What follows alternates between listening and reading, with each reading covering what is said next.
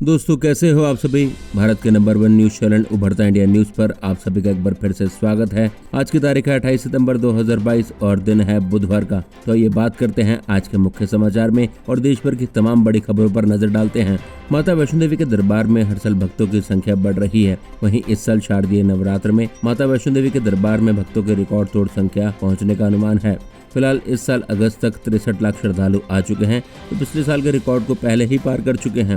वैष्णो देवी में सोमवार को 40,000 से अधिक भक्तों ने अपना पंजीकरण करवाकर माता के भवन में माथा टेका, तो रविवार को ये संख्या 36,451 रही। माता के दरबार में नवरात्र के दिनों में साल दर साल भक्तों की संख्या बढ़ रही है। जानकारी के अनुसार वर्ष 2019 के शारदीय नवरात्र में 3,64,254 भक्तों ने प्राकृतिक पिंडियों के दर्शन किए थे, तो वहीं अब इस साल 31 अगस्त 63 लाख से अधिक यात्री माता वैष्णो देवी के दरबार में माथा टेक चुके हैं। और श्राइन बोर्ड को उम्मीद है कि इसी रफ्तार से यात्रियों का आना जारी रहा तो पिछले कई सालों का रिकॉर्ड टूट जाएगा। कांग्रेस की राजस्थान इकाई से जुड़े राजनीतिक संकट के बीच राज्य के पूर्व उप मुख्यमंत्री सचिन पायलट मंगलवार को दिल्ली पहुंच गए हैं। सूत्रों ने जानकारी दी कि राजस्थान में कांग्रेस की ओर से रविवार शाम को बुलाई गई विधायक दल की बैठक को लेकर मुख्यमंत्री अशोक गहलोत के समर्थक कई विधायकों के बागी रुख अपनाने के बाद पार्टी में नया संकट शुरू हो गया है। अगले महीने अक्टूबर में स्कूली बच्चों की रहेगी 9 दिन की छुट्टियां। यहाँ देखिए पूरी लिस्ट।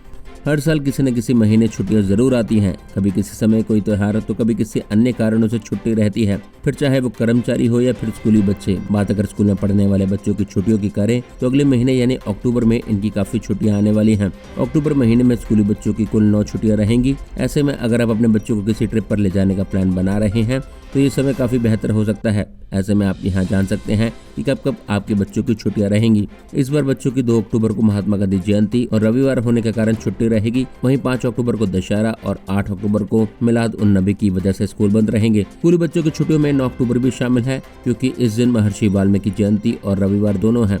जबकि 23 अक्टूबर को भी रविवार और नरक चतुर्दशी होने के कारण स्कूली बच्चों की छुट्टी रहेगी। इस बार दीपावली का त्योहार 24 अक्टूबर को सोमवार के दिन है, जहां बच्चों की छुट्टी रहेगी। दूसरी तरफ 25 अक्टूबर को गोवर्धन पूजा होने के कारण भी स्कूल बंद रहेंगे। दीपावली के बाद मनाए जाने वाले भाई दूज इस बार 26 अक्टूबर को है, जबकि 30 अक्टूबर को छठ पूजा और रविवार है, इसलिए दोनों दिन की बच्चों की छुट्टियां रहेंगी। चलिए आपको देते हैं लोन टिप्स। कोई नौकरी करता है तो कोई अपना बिजनेस करता है ताकि उसकी आजीविका चलती रहे और उसके पास पैसे की कोई दिक्कत ना हो। लेकिन इस बात में कोई दो राय नहीं कि आज के महंगाई भरे जमाने में हर चीज महंगी होती जा रही है।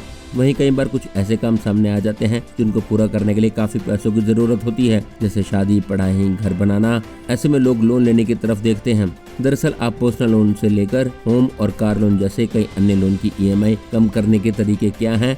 बैंक या NBFC कंपनियों से ले सकते हैं, लेकिन लोन लेने के चक्कर में लोग कुछ बातों को भूल जाते हैं जिसका असर उनकी EMI पर पड़ता है। तो चलिए जानते हैं ऐसी 3 बातों के बारे में जिनका ध्यान रखकर आपकी EMI कम हो सकती है। तुलना करें।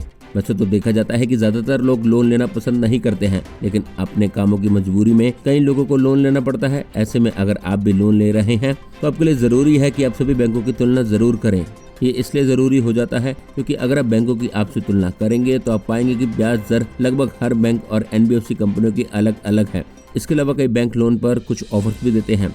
आप तुलना करके अपनी EMI को काफी हद तक कम करने में एक कदम आगे बढ़ा सकते हैं। प्रोसेसिंग शुल्क में बचा सकते हैं पैसे। अगर आपने कभी लोन लिया है तो जाहिर है कि आपको प्रोसेसिंग शुल्क के अच्छे खासे पैसे देने पड़े होंगे। तो चलिए इसको जानते हैं और समझते हैं। दरअसल बैंक जब अपने किसी ग्राहक को लोन देता है तो उस लोन अमाउंट में से कुछ पैसे प्रोसेसिंग शुल्क के नाम पर काट लेता है। आपको करना यह है कि लोन लेने वाले बैंक की और बाकी बैंकों की प्रोसेसिंग शुल्क का पता करें और जहाँ से एक कम हो वहाँ पर आवेदन करें। सालों की तुलना करें। जब कभी हम पर्सनल, होम या कार लोन लेते हैं तो लोन को चुकाने के लिए बैंक समय देता है, जहां ग्राहक को हर महीने एक निश्चित EMI बैंक को देनी होती है। ऐसे में आप बैंक से अलग अलग सालों के लिए पता करें जिससे आप अपनी EMI को कम कर सकते हैं। नवरात्रि के 9 दिन जो लोग उपवास रखते हैं वो फलाहार का सेवन करके व्रत रखते हैं। 9 दिनों तक फलाहारी भोजन करने वालों के लिए बहुत विकल्प होते हैं। वो कई ऐसे डिश बना सकते हैं जो नवरात्रि उपवास में खाई जाती है। शरीर की ऊर्जा बनाए रखने के लिए उपवास के पोषण की पूर्ति भी जरूरी है। ऐसे में व्रत में पौष्टिक फलाहारी आहार को अपनी नवरात्रि डाइट चार्ट प्लान में शामिल कर सकते हैं। नवरात्रि में आलू, लौकी जैसी सब्जियों का सेवन किया जा सकता है। आप इन्हीं सब्जियों से कई तरह के फलाहारी लजीज व्यंजन बना सकते हैं। नवरात्रि के मौके पर फलाहारी व्यंजन से मुंह मीठा करना हो तो मिठाई बना सकते हैं। सामान्य खोए की बर्फी तो आपने खाई ही होगी, लेकिन शरीर में पौष्टिकता की पूर्ति के साथ स्वाद के लिए लौकी की बर्फी नवरात्रि में ट्राई कर सकते हैं। तो ये रही लौकी की बर्फी की रेसिपी। लौकी की बर्फी के लिए सामग्री: कद्दूकस की हुई लौकी, खोया, घी, चीनी, फुल क्रीम, दूध, पिसी इलायची। तो चलिए इसकी विधि बताते हैं। पहला स्टेप, एक बर्तन में दूध लेकर उसे उबाल लें। फिर अब उबलते हुए दूध में कद्दूकस की हुई लौकी को डालें। 10 से 15 मिनट तक मध्यम आंच पर पकने दें। फिर दूध और लौकी में चीनी मिलाकर चलाते रहें। जब लौकी में दूध सूख जाए और मिक्सचर गाढ़ा हो जाए तो उसमें खोया मिला लें। घी और पिसी हुई इलायची डालकर अच्छे से मिला लें। अब एक प्लेट में घी अलग करके लौकी वाले मिक्सचर को अच्छी तरह से फैला लें। ऊपर से पिस्ता और अन्य ड्राई फ्रूट से गार्निश करके फ्रिज में ठंडा होने के लिए रख दें। आपकी लौकी की बर्फी तैयार है। इसे ठंडा होने के बाद बर्फी के शेप में काटकर सर्व करें। दोस्तों, नवरात्रि व दुर्गा पूजा की कलश स्थापना के पहले दिन सोने और चांदी की कीमतों में भारी गिरावट देखने को मिली है। सोमवार को सोना 50,000 रुपए के नीचे कारोबार कर रहा है। ऐसे में त्योहारी सीजन के दौरान सोने की खरीदारी कम कीमतों पर कर सकते हैं। मल्टी कमोडिटी एक्सचेंज पर सोने की कीमतों में बड़ी गिरावट देखने को मिल रही है। मल्टी कमोडिटी एक्सचेंज पर सोना 0.03% की गिरावट के साथ 49,388 रुपए प्रति 10 ग्राम के लेवल पर कारोबार कर रहा है। वहीं चांदी की कीमतों में भी गिरावट दिख रही है। चांदी की कीमतों में 1.18% की गिरावट के साथ 55,567 रुपए प्रति 10 ग्राम के भाव पर बिक रही है। अंतर्राष्ट्रीय बाजार में भी सोने और चांदी की कीमतों में गिरावट का दौर जारी है। सोने का हाजिर भाव सोमवार को 0.21% तक गिरा है। वहीं चांदी 1.70% तक टूटी है। सोने का भाव सोमवार को $1640.35 प्रति औंस हो गया है। चांदी का हाजिर भाव ग्लोबल मार्केट में 1.20% गिरकर $18.56 प्रति औंस रह गया है। दोस्तों, क्या आपने गर्मियों में तरबूज पर नमक छिड़क कर या अमरूद पर चाट मसाला मिलाकर खाया है? खरबूजे में चीनी मिलाकर स्वाद लिया है? अक्सर लोग ताज़े फलों को काट कर खाते हैं या उनका सलाद बनाते हैं। फ्रूट सलाद बनाने के लिए कटे हुए फलों पर लोग चाट मसाला या नमक छिड़कते हैं।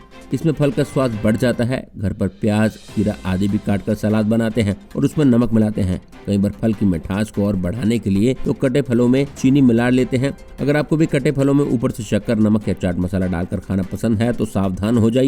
इस तरह के फलों का सेवन सेहत के लिए नुकसानदायक हो सकता है। फल के सेवन का सही तरीका जानें ताकि सेहत पर बुरा असर ना पड़े।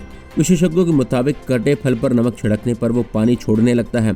इससे फल में मौजूद न्यूट्रिएंट्स खत्म हो जाते हैं। वहीं नमक या चाट मसाले में मौजूद सोडियम किडनी पर असर करता है। अगर आप नमक के साथ चाट मसाला भी मिलाते हैं तो शरीर में सोडियम की मात्रा ज्यादा हो जाती है, क्योंकि चाट मसाले में भी नमक होता है। फल में प्राकृतिक मिठास होती है। फलों में ग्लूकोज भी पाया जाता है जो कैलोरी बढ़ाता है। ऐसे में अगर आप कटे फलों में आप ऊपर से चीनी मिलाते हैं तो शरीर में मिठास की मात्रा अतिरिक्त हो जाती है। इससे डायबिटीज की समस्या बढ़ जाती है। अतिरिक्त शर्करा से वजन भी बढ़ता है। तो मरीज मधुमेह से पीड़ित हैं, उनके लिए फलों में ऊपर से चीनी मिलाकर खाना नुकसानदायक हो सकता है। फलों के सेवन का एक सही तरीका होता है। अगर लोग खाने के साथ ताजे फलों का बना सलाद खाते हैं, भारतीय भोजन में कार्ब और कैलोरी भरपूर मात्रा में होती है, लेकिन जब हम भोजन के साथ फल का सेवन करते हैं तो कार्ब और कैलोरीज बढ़ जाती हैं। ऐसे में भोजन में कार्ब की मात्रा को कम करके फल साथ में खा सकते हैं, वरना खाना और फल को एक साथ मिक्स करके ना खाएं।